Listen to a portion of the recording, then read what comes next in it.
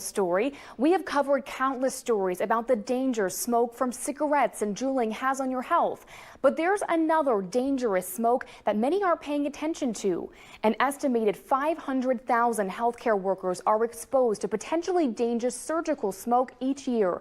Surgical smoke is created in operating rooms during electrosurgery and breathed in, and the fumes can be harmful. I personally am astounded that in 2019, we don't know more about smoke in the operating room, and that more isn't being done. To me, the first time I heard about smoke in the OR, I thought about the operating room should be the safest, cleanest, most sacred part of a hospital, yet we have over 500,000 clinicians annually breathing in this hazardous smoke, and it's something that we have to do something about it. Coming up at 4:40, I'll show you just how quickly an operating room can fill up with surgical smoke and tell you what companies are doing to keep medical staff safe. Estimated 500,000 healthcare workers are exposed to potentially dangerous surgical smoke each year. And unfortunately, many working in the operating room are unaware of the harm that inhaling surgical smoke could be causing on their health. I decided to dig deeper into what companies are doing to solve this life-threatening problem. Juuling, cigarettes, cigars. All products we know generate harmful smoke, but there's another smoke, far less known to the public, that's hurting hundreds of thousands of people every year. 85% of surgeries performed in the U.S. have electrosurgery, and if you have electrosurgery, there's surgical smoke. So if you've ever seen any kind of a medical TV show or even been in the operating room yourself, you may have seen a surgeon use a scalpel to open a patient or to cut tissue. And electrosurgery is a high heat or high electrical current surgical instruments to cut or coagulate tissue. And when you cut or coagulate tissue, the byproduct is smoke. Here's a startling fact.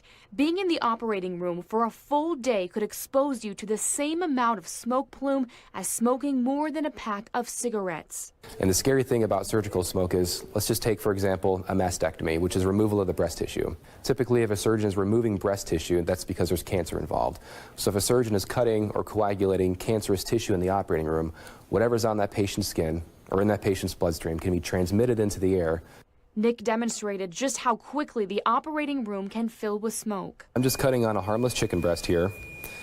And the reason this is an impactful demonstration is because in the operating room, smoke will move at up to 40 miles an hour, and you'll never actually see smoke accumulate in the operating room, but you'll always smell it. And it smells foul. It smells like burning flesh. Imagine how much smoke a nurse is exposed to who's in the operating room for 6 to 8 hours a day, 4 to 5 days a week, over the course of a 20 to 30-year career. I mean, it's staggering. Companies like Stryker are doing more to protect doctors, nurses, and patients. Stryker is committed to making the perioperative space in the operating room a safer place for clinicians to practice medicine and for patients to receive care. So we have a lot of different safety products, but one of which is the Stryker smoke evacuating pencil. But more needs to be done to keep people safe and raise awareness of the dangers of surgical smoke.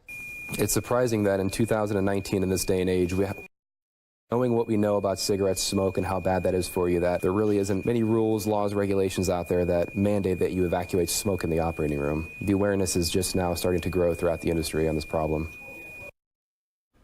And a recent survey by the CDC says the best practices to stay safe are to train employees on the hazards of surgical smoke, ensure procedures that address the hazards and are available for everyone to use, and using a filtering face piece or tool like the one you saw to prevent exposure. Yeah, I've been in some surgeries and I know what that smell is, and you don't forget Ooh, it. I bet not. Yeah, well, little is known about the health effects of chronic exposure to surgical smoke, which is why it's so important to be aware of the potentially dangerous effects. And to learn more about surgical smoke, head to our website and click on this story. Stories you won't want to miss coming